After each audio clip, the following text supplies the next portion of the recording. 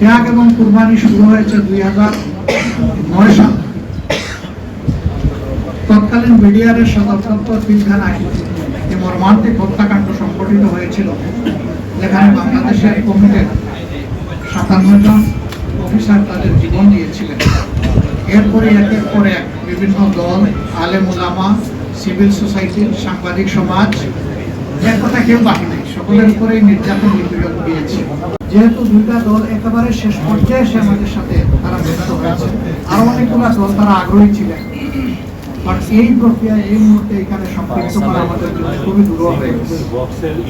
অনেকের আগ্রহ থাকা সত্ত্বেও আমরা সেভাবে তাদেরকে সম্পৃক্ত করতে পারছি না, আমরা তাদের কাছে দুঃখ প্রকাশ করছি।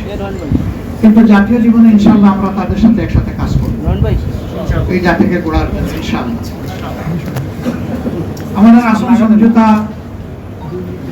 Almost complete. সামান্য একটু বিষয় যেগুলো রয়েছে, আমরা আশা করছি এটা নমিনেশন ফাইল করার পরই আমরা সেটাও ইনশাআল্লাহ আলাপ আলোচনার ভিত্তিতে সুন্দরভাবে সমাধান করতে পারবো। আপনারা এই ক্ষেত্রে কোনো সমস্যা হবে না, এই ব্যাপারে আমরা খুবই আস্থাশীল। সাংবাদিক বন্ধুগণ, আপনারা জাতির বিবেক এবং মিডিয়া জাতির দর্পণ। আমরা কোন পর্যায়ে চলে গিয়েছিলাম আমরা সবাই জানি। আল্লাহ তাআলার বিশেষ মেহেরবানি, 24-এর গণবিপ্লবের মধ্য দিয়ে কোন আন্দোলন, গণঅভ্যুত্থান যেভাবে বলুন তার মধ্য, কিন্তু ত্যাগ এবং কুরবানি শুরু হয়েছে 2009 সাল।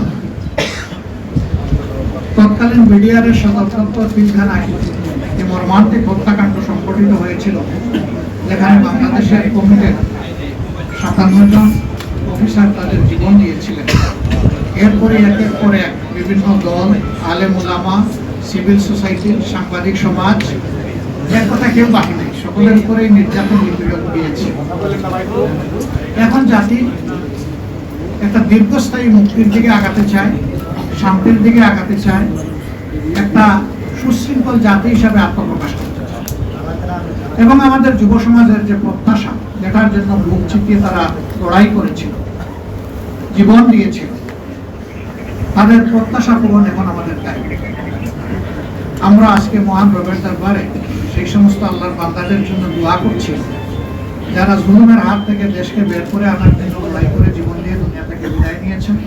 আল্লাহ তাদেরকে ক্ষমা করুন, তাদের উপর রহম করুন, আল্লাহ তাদেরকে শহীদ হিসাবে করুন। আর যারা লড়াই করতে গিয়ে আহত কবুত করেছেন, তাদের প্রতি আমাদের গভীর শ্রদ্ধা এবং সমবেদনা। আল্লাহ তাআলা তাদেরকে সুস্থতার নিয়ামত দান করুন। এত মানুষের লড়াই, সংগ্রাম, আত্মত্যাগ এর মধ্য দিয়ে আজকে জাতি যে জায়গায় এসে উপনীত হয়েছে, ঠিক 1.5 মাসের চাইতেও কম সময় আমাদের হাতে রয়েছে জাতীয় নির্বাচন অনুষ্ঠান। আমরা অঙ্গীকারবদ্ধ এই নির্বাচনকে সুষ্ঠু করতে, গ্রহণযোগ্য করতে আমাদের পক্ষ থেকে আমরা সর্বাত্মক সহযোগিতা করব। এবং আমরা চাই নির্বাচনের যে তারিখ ঘোষণা হয়েছে তার কোনো হেরফের না হয়ে এই তারিখেই নির্বাচনটা অনুষ্ঠিত হবে। আপনাদেরও সহযোগিতা এই ব্যাপারে খুবই প্রয়োজন।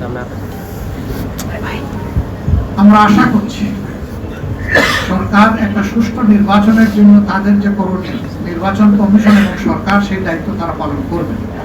এখনো তাদের অনেক কাজ বাকি রয়ে গিয়েছে, এখনো সমতল মাঠ তৈরি হয়নি সকলের জন্য। সেই মাঠ তৈরির কাজটা হচ্ছে সরকার এবং নির্বাচন কমিশন। তারা যে কোনো ধরনের লোভ লালসা, ভয় ভীতি এবং কারো প্রতি কোনো ধরনের আনুকূল্যের ঊর্ধ্বে উঠে তারা তাদের দায়িত্ব পালন করবেন, সাংবিধানিক নৈতিক দায়িত্ব, এটা আমরা এবং জাতি তাদের কাছে প্রত্যাশা করব। এর যে কোনো ধরনের ব্যতিক্রম এই জাতি মানবে না, কারণ এই ব্যতিক্রমটাই তো আমাদের জীবন থেকে অনেকগুলো বছর টেনে নিয়েছে। 3টা নির্বাচনে এই যে এখানে যারা উপস্থিত, আমি বিশ্বাস করি অধিকাংশই আপনারা কোনো ভোটই দিতে পারেন।